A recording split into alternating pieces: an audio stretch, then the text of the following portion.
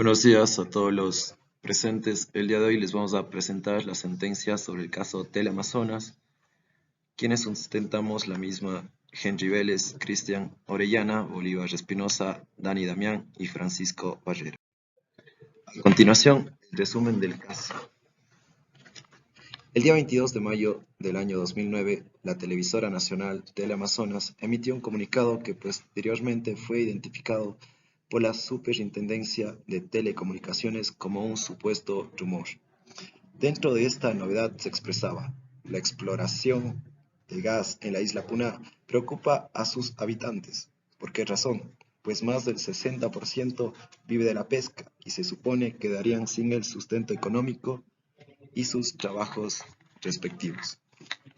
Por lo cual, Cratel, en representación de Teleamazonas, presentó una acción extraordinaria de protección sustentada en el artículo 94 de la Constitución de la República del Ecuador, artículo que nos habla acerca de la acción extraordinaria de protección, donde se expone que procederá contra sentencias o autos definidos en los que se haya violado por acción u omisión derechos reconocidos en la Constitución y se interpondrá ante la Corte Constitucional.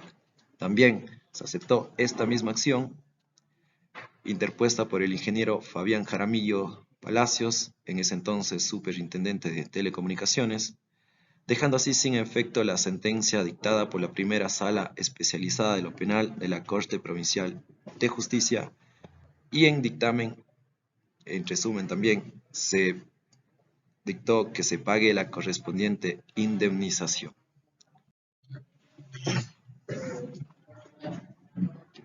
Los hechos del caso que motivan la sentencia. El análisis del caso se encuentra motivado por la vulneración de los siguientes artículos de la Constitución. Artículo 75.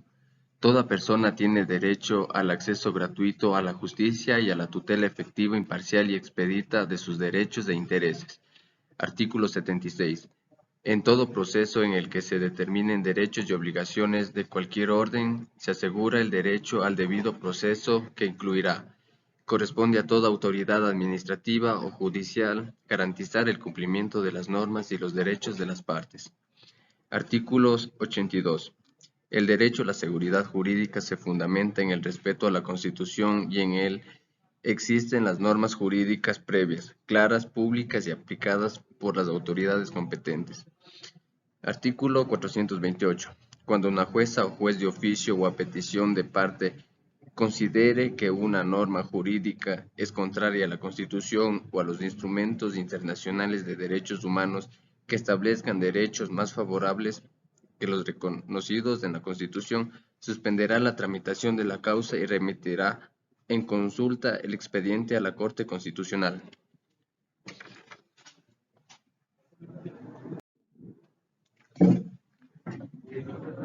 Dentro de los problemas jurídicos que identifica la Corte dentro de la sentencia se ven reflejados en los artículos 424 y 426 de la Constitución ecuatoriana.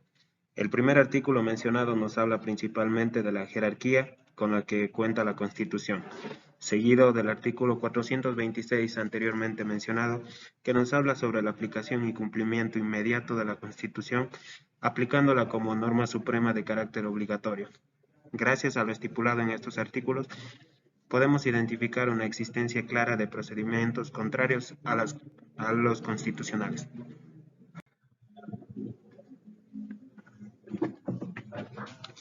Y número 13. ¿Cómo especificar a la Corte a través de la sentencia caracteriza el sistema control constitucional en el Ecuador y cuáles son sus fundamentos esenciales? La Corte Constitucional ha dejado claro que a través de sus sentencias que las decisiones emitidas por otros órganos judiciales son viciados porque muchas veces no son analizados en los debidos lineamientos. También se puede apreciar en el documento donde expresamente se dice que sustentan en varias normas que no interfieren en lo que corresponde. Eso es en base a recursos jurídicos que tiene como función garantizar la eficiencia de las normas constitucionales. Añadido a esto el principio de supremacía constitucional, el artículo 422 de la Constitución nos data que no se podrá celebrar tratados o instrumentos internacionales en los que el Estado ecuatoriano ceda jurisdicción soberana a instancias de arbitraje internacional, lo que nos da que es que no se podrá aplicar ningún instrumento o tratado internacional, siempre y cuando el Estado ecuatoriano cede jurisdicción.